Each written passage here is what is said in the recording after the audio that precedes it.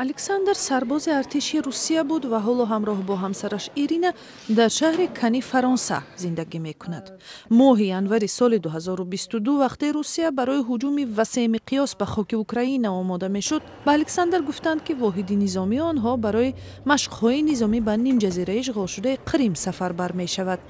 وقتی او خواست از امر سرکشی کند، به او گفتند که انتخاب دیگری ندارد. وقتی واحد نظامی آنها چون بخشی از نیروهای اشغالگر روسیه از سرحد اوکراین گذشت، او از ارتش فرار کرد.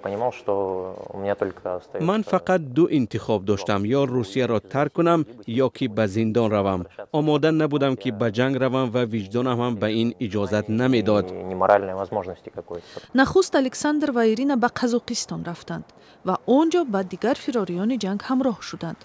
ولی در آن کشور سابق شوروی هم خود را امن حس نمی کردند، چون اگر بازداشت و استرداد می شدند، الکساندر به 10 سال زندان محکوم می شد.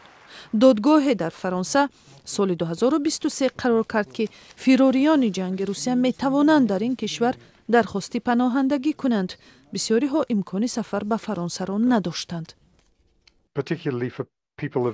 مردان سن خدمت یا نظامیان بسیار وقت حتی شناسنامه خارجی گرفتن نمی توانند.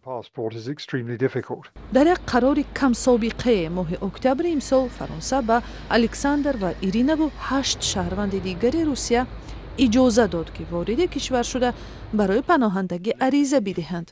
دوام ماه‌های دراز آنها با کمک سازمان‌های مثل آزادی روسیه برای گرفتن حق پناهندگی مبارزه بردند. این سازمان میگوید که دوام چندین ماه موقع ضد جنگی عریضه دهندگان تحقیق شد. شاید برخی مثلا در اروپای شرقی بگویند که روس‌ها همیشه یک تهدید امنیتی باقی میمانند و آنها را نباید تشویق کرد. دیگران هم هستند و من یکی از آنهایم که میگویند هر قدر بیشتر شهروندان روسیه برای ترک جنگ دلگرم شوند، همان قدر بیشتر پوتین با کمبود نیروی جنگی روبرو می شود. الکساندر و ایرینا در یوتیوب یک کانال برای سربازان روس ساختند. شاید دیگرها هم برای فرار از ارتش اقدام کنند و این چیز برای ختم زودتری جنگ مساعدت نماید. معلوم نیست که آیا فرانسه برای فراریان بیشتر ارتش روسیه اجازه درخواست پناهندگی می‌دهد یا نه. وزارت کارهای خارجه فرانسه به مراجعت‌های صدای آمریکا پاسخ نداد.